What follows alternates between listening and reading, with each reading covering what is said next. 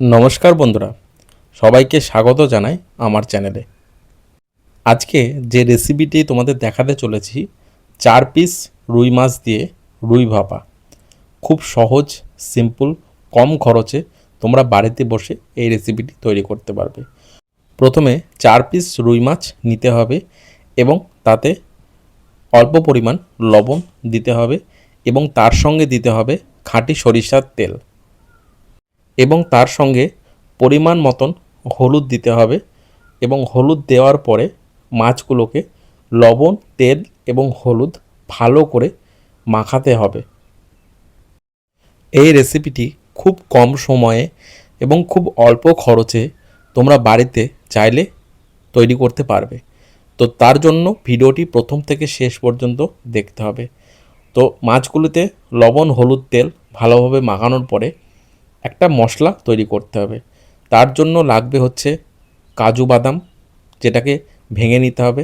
তার সঙ্গে লাগবে কালো সরষে এবং তার সঙ্গে লাগবে সাদা সর্ষে এবং তার সাথে অল্প পরিমাণ পোস্ত এবং এগুলোর সাথে লাগবে 3টে কাঁচা লঙ্কা। এগুলোকে এবার মিক্সচার মেশিনের বাটিতে ঢেলে নিয়ে এটাকে সামান্য পরিমাণ জল এবং তার সাথে সামান্য পরিমাণ লবণ দিয়ে ভালো করে এটাকে কিন্তু পেস্ট বানিয়ে নিতে হবে। পেস্টটা বানানো হোক, তার পরের প্রসেসটা তোমাদের দেখিয়ে দিই। তো একটি টিফিন বাটি নিতে হবে। যেরকম মাছের পরিমাণ থাকবে তার অনুযায়ী টিফিন বাটি নেবেন। যেহেতু আমার 4 পিস মাছ আছে, তো সেই জন্য একটু বড় টিফিন বাটি নিয়েছি এবং যে পেস্টটা তোমাদের একটু আগে দেখালাম সেই পেস্টটা কিন্তু রেডি হয়ে গেছে। এই পেস্টটা মাছের মধ্যে দিয়ে সেই পেস্টটি কিন্তু মাছের সাথে ভালোভাবে কিন্তু মেশাতে হবে। সুন্দরভাবে এই পেস্টটা মাছের সাথে মেশাতে হবে। দেখো কত সুন্দর পেস্টটা কিন্তু মাছের সাথে মেশানো কমপ্লিট।